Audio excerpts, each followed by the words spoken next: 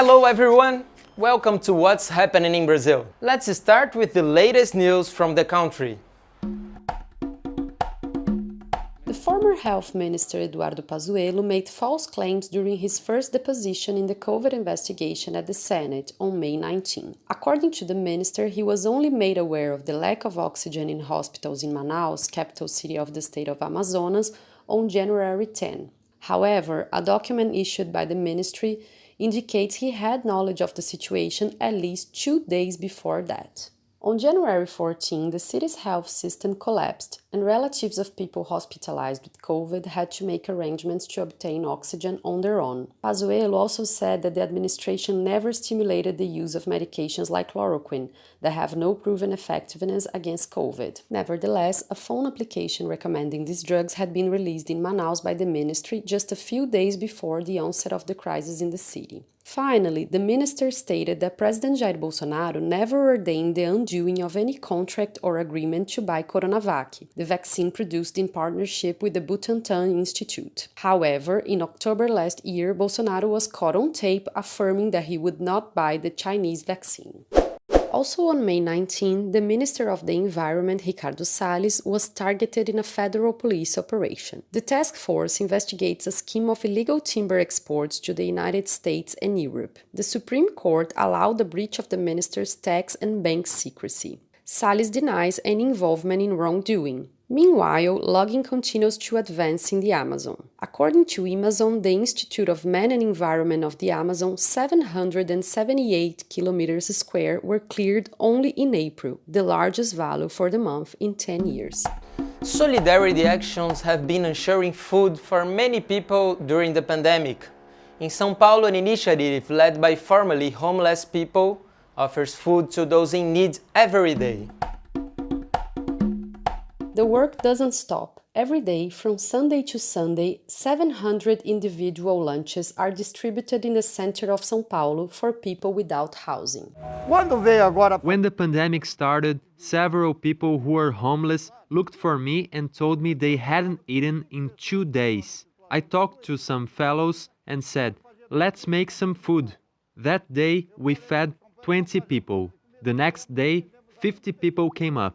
The other day, there were already 200 people in line for the food. The initiative is led by Robson and 5 other people working it. Every one of them has lived on the streets at some point. It is a pleasure to help someone, especially when a government doesn't help at all. As I see it, we do much more for people than those who are supposed and obliged to do so every day. Without public policies ensuring the right to food and housing, every day more people come to the line. That is the case of Alexandre. It is the first time he appeals to donations to eat. I am 41 years old and I have been employed for a month. Now I am almost going off to the streets because I can't afford to pay rent. I never imagined I would go through that. I have always had some stability, the same every poor person has, his job. But unfortunately, now I'm really completely broke. Alexandre is not alone. According to recent surveys, 116 million people in Brazil don't have enough food or are going hungry. The most important thing to help would be the emergency aid, that it paid at least enough to ensure people's rents, food, or both. When you lose your house, you have no protection for your health. As you have nowhere to cook, you can't eat properly. On the streets, the person eats every other day. Now we will check another project connected to food. For almost 10 years, a chef has been stimulating residents of a poor community in Rio de Janeiro to grow their own food. This is the project Favela Orgânica, or Organic Slum. In a poor community known as Babylon Hill, an initiative connects families and food cycles. There, they grow and harvest their own food, prepare it for consumption, and return it to the land at the end. The project Favela Orgânica was created by Regina Celli almost 10 years ago. Usually, we only consume industrialized, ready products. It is a culture of wasting food. People are used to do that because that's what they've been taught. So when you forge a culture of fully using food, of multiplying it, your mindset changes. With courses and classes, Regina stimulated the residents to start vegetable gardens in small spaces and to do home composts. Everything that is planted goes to the pot, including peels, stalks, and seeds.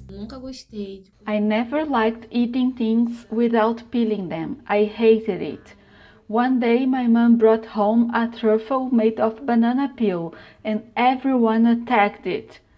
That day I changed my mind and started reusing food. With the interruption of outdoor activities during the pandemic, the project started virtual open classes for people all over Brazil. For Regina, fully using food is even more important in a period of crisis. Brazil exports enormous amounts of food, and we are on the world hunger map. We live in a country that wastes 3 times more food than it consumes. And how is it possible that people are going hungry? With fertile grounds like ours, this is absurd. It is just plain wrong.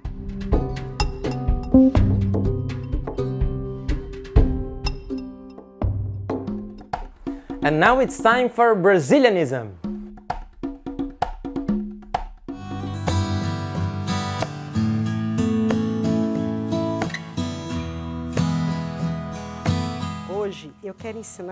Today I'll make a recipe that my grandmother used to make all the time, called farofa. The nicest thing about it is that everything is raw. The only cooked ingredients are the eggs, which are optional. When it comes to food, people from all the Brazilian regions are united by the ubiquity of the manioc. Every Brazilian man and woman consumes manioc. Among its many forms, a very important and iconic one is the manioc or cassava flour. This is a gift we have received from the first residents of this land, the owners of this land, the indigenous populations.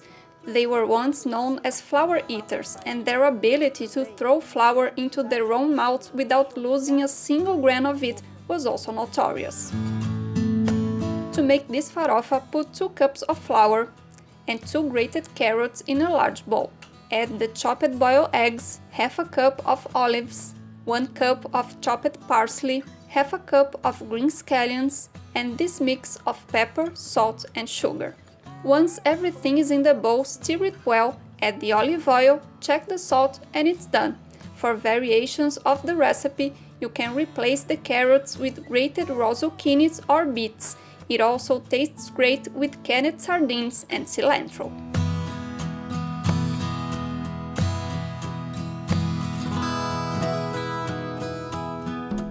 Like the show, so hit the like button and share it with your friends. Also, don't forget to subscribe to our channel to receive notifications. We will see you next week.